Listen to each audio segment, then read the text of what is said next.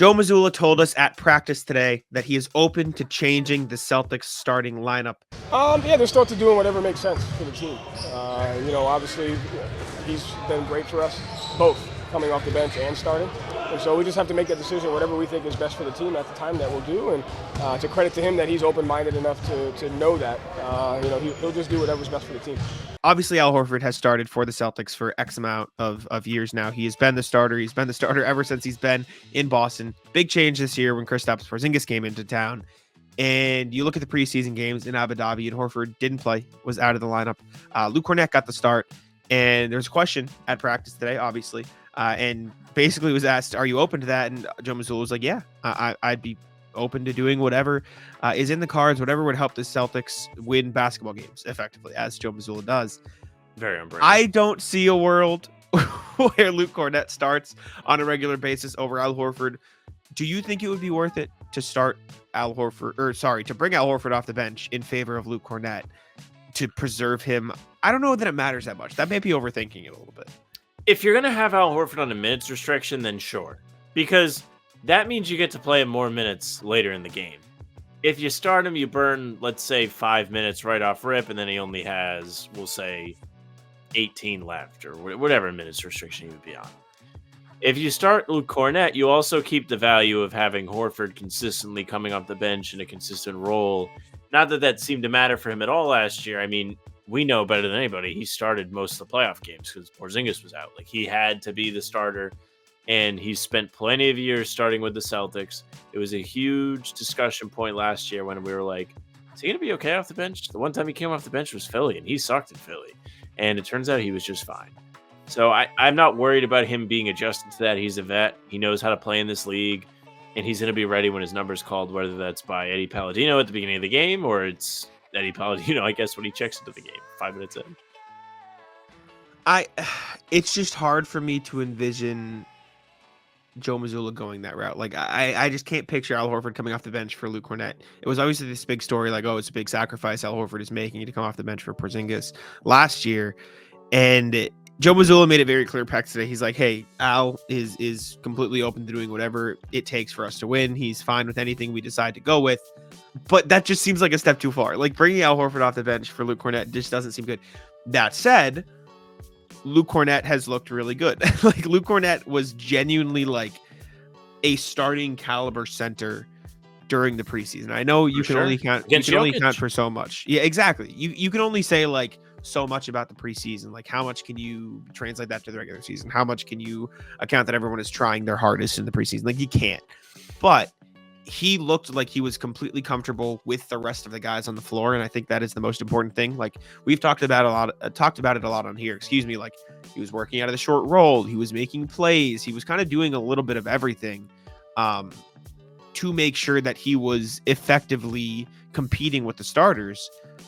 If he gives you, 7 or even like 5 points, 8 rebounds, and a block a game as the quote unquote starter for stretches when you need Al Horford to get a rest, like, you're happy with that because Horford's still going to be playing the bulk of your minutes. Like, starting doesn't mean Luke Kornet is going to play every night, but he genuinely could give you 25 minutes. And I think the Celtics would still be a great basketball team because he just fits in so seamlessly with the starters.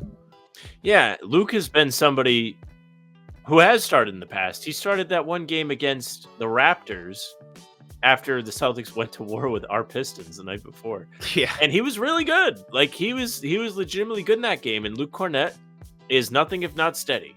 You can throw him out there. You can rely on him not to make any stupid decisions. In fact, now you can rely on him to make good decisions with the basketball and make good passes. He's going to make his dunks. He shot 70% from the field last year. He's very reliable in that sense. He's a big body. He's a good rebounder. He's not really getting bullied underneath, and he's good for a block a game in the minutes he played last year. He can really do it all for you. He's not the most mobile, and that's where you really run into the most problems. But you should be excited about Luke Kornet this year. He's back, all the way back. He's got a ring. He has Larry. Who wouldn't love to see more Luke Kornet? I'm in, man. I feel like, you remember the period of time when Luke Kornet got like hate? Like, everyone they hated Luke Kornet. It was Nimi versus Luke. Also, by the way, before we move on, this doesn't mean I think they should just abandon Al Horford, and Jack isn't saying obviously. that either. Yeah, obviously. Al Horford, I think, should still start, but if Luke Kornet's going to play real minutes, nobody should be upset. Mm-hmm. People hated that guy, man. There was like a whole Luke Kornet hate club. I didn't make any sense to me. Like he is clearly a talented player. He's clearly a good player. Crazy. Well, like even like I guess it was just the Nemi versus Luke thing, but I don't think there's an argument anymore, at least in my opinion, that Nemish Queta is better than Luke Kornet. I think Luke Kornet is just the better player right now, and that's fine. Like that's not a knock on Nemish Queta. I think just Luke Kornet is better than people realize. Like defensively, he stands up well. Obviously, you didn't get a ton of that in the preseason because Jokic is Jokic, and nobody can really stop Jokic. But he's a good passer. He's a good rebounder. He can score around the rim. The one concern that I have, and it's something I think that can be fixed, is you'll lose the floor spacing if Luke Kornet is in the lineup, unless you just let him shoot some threes. Dude, it doesn't make sense. I would love to see him shoot threes. Why doesn't he shoot threes? Like it's this big mystery now. I don't get it. It doesn't make sense to me. 1,000% last year. Actually, 100% of his threes went in. 1,000% for one. 1,000%. So you said, like exaggerating. I can't actually give you real stats anymore. I'm actually a little bit broken.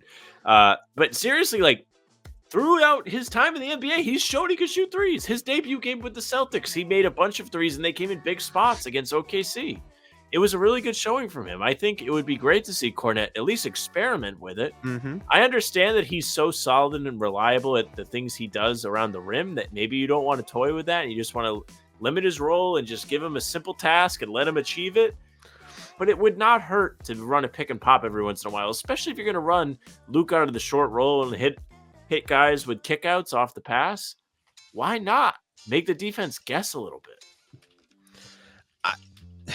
I think that is the biggest thing. Like, I think that is the one reason they don't let him shoot threes is because obviously Luke Kornet is great at what he does. But if you, I don't want to say pigeonhole him, but if you put him, give him very specific things, very few specific things that he has to do, screen hard, roll hard, get offensive rebounds, pass out of the short roll. That is Luke Kornet. That is his job, and he's great at it.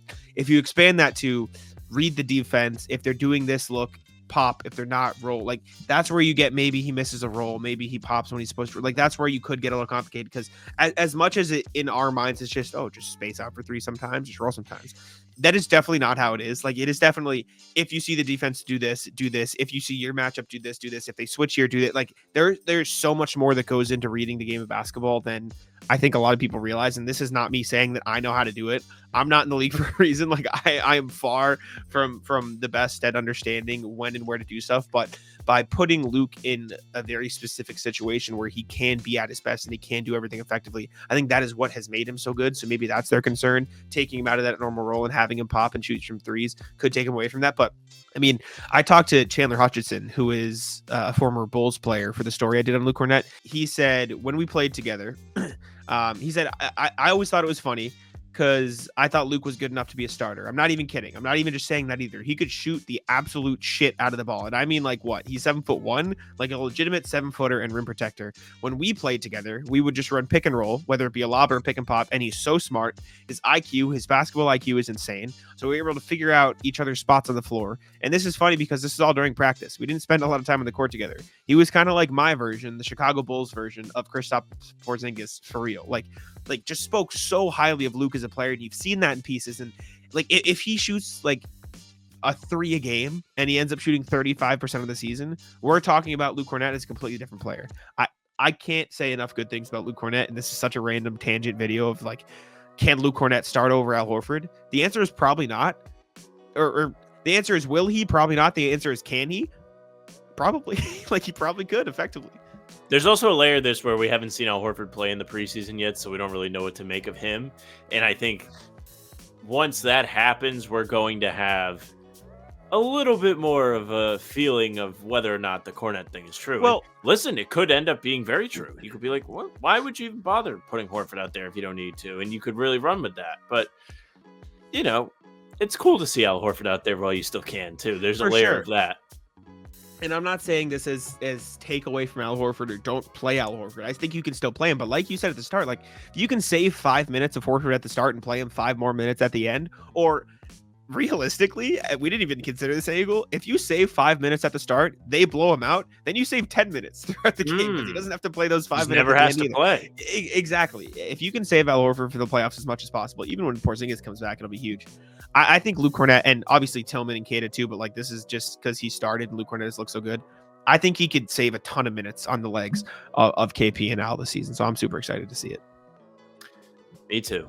I want to see if Kornet's got like one more in him, one more step. He's got one more in me.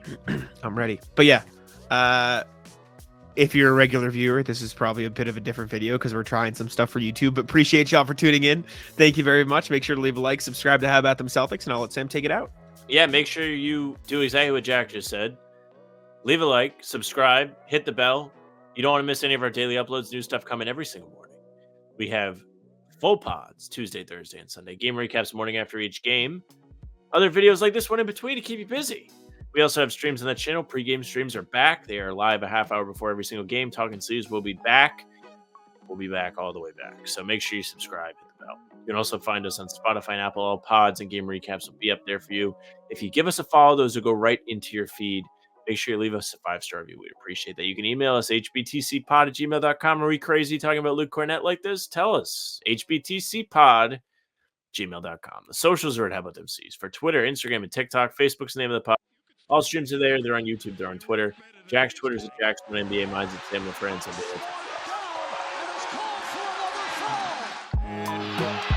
Taco, come on. Taco's having some fun here. That is bogus! These guys are ridiculous!